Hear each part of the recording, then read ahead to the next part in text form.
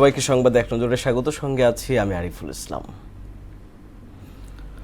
বাংলাদেশে আনুষ্ঠানিকভাবে যাত্রা করল ইলন মাস্কের মালিকানাধীন ইন্টারনেট সেবা প্রদানকারী প্রতিষ্ঠান স্টারলিংক। সকালে প্রতিষ্ঠানটির এক্স হ্যান্ডেলে বিষয়টি নিশ্চিত করা হয়েছে। ডাক, টেলিযোগাযোগ ও তথ্য প্রযুক্তি মন্ত্রণালয়ের দায়িত্বপ্রাপ্ত প্রধান উপদেষ্টার বিশেষ সহকারী ফয়েজ আহমেদ তোয়েব বলেন, শুরুতে রেসিডেন্স এবং রেসিডেন্স লাইট নামের দুটি প্যাকেজ দিয়ে যাত্রা করল স্টারলিংক। হত্যা চেষ্টা মামলায় গ্রেপ্তার অভিনেত্রী নুসরাত ফারিয়ার জামিন মঞ্জুর করেছেন আদালত। আবেদনের প্রেক্ষিতে সকালে এ আদেশ দেন ঢাকার চিফ মেট্রোপলিটন ম্যাজিস্ট্রেট আদালত। গতকাল নুসরাত ফারিয়াকে কারাগারে পাঠানোর নির্দেশ দেন আদালত। গত রোববার শাহজালাল বিমানবন্দর থেকে নুসরাতকে গ্রেপ্তার করে পুলিশ। এবার উড্ডয়নের পরপরই ইঞ্জিনে আগুন লাগায় জরুরি অবতরণ করল টার্কিশ এয়ারলাইন্সের একটি প্লেন।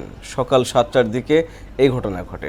প্লেনটিতে থাকা সব যাত্রী নিরাপদে রয়েছেন, তথ্য নিশ্চিত করেছে শাহজালাল আন্তর্জাতিক বিমানবন্দর কর্তৃপক্ষ। টার্কিশ এয়ারলাইন্সের TK 713 ফ্লাইটটি শাহজালাল বিমানবন্দর থেকে 290 জন যাত্রী নিয়ে তুরস্কের ইস্তাম্বুলের উদ্দেশ্যে যাচ্ছিল। 2 দিনের সফরে আজ ঢাকায় আসছেন নরওয়ের আন্তর্জাতিক উন্নয়ন প্রতিমন্ত্রী স্টাইন রেনাতে জেহিম। তার সফরে রোহিঙ্গা সমস্যা প্রাধান্য পাবে। কক্সবাজারের রোহিঙ্গা ক্যাম্প পরিদর্শনে যাবেন নরওয়ে প্রতিমন্ত্রী। ঢাকা সফরকালে প্রধান উপদেষ্টা ডক্টর মোহাম্মদ ইউনুস, জাতীয় নিরাপত্তা উপদেষ্টা খলিলুর রহমানের সঙ্গে সাক্ষাৎ করবেন তিনি।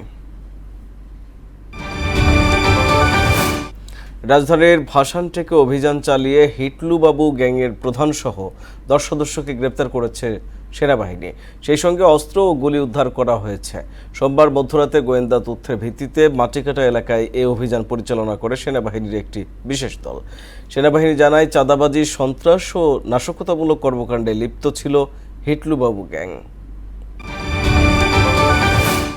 ইসরায়েলি হামলায় গাজায় আরও 1/2 ফিলিস্তিনি নিহত হয়েছে। এতে 53,300 ছাড়িয়েছে প্রাণহানি। এসবের মধ্যেই উপত্যকাটির খান ইউনিস অঞ্চল খালি করার নির্দেশ দিয়েছে সামরিক বাহিনী।